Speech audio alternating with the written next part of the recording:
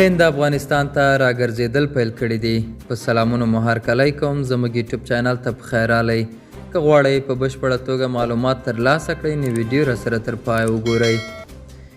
ایرو ایشیا ریویو نشریه په یو مقاله کې لیکلي چې هند په افغانستان کې د خپل ماموریت د پیلولو لیوالتیا لري چې په همدې لړ کې افغانستان ته د بیرته راتګ ادامه ورکړې ده.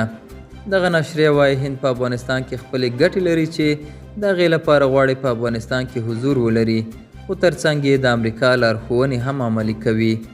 په مطلب کې راځي چې هند هڅه کوي افغانستان د یو ښه متحد په توګه په خپل څنګ کې ولري، څو په دې توګه له پاکستان او ځینو وسلوالو ډلو دوی ته متوجه خطر کابو کړی شي. سرچینه کاږي چې په ټوله کې له افغانستان سره د سیمې د هیوادونو ډیپلوماټیک حضور د ټولو په ګټه دی او دلته پرمختګونو ته زمینه برابرولی شي. دا و زموږ نننی چمتو شوی ویډیو. تر بیا ښه وخت، ښې چارې.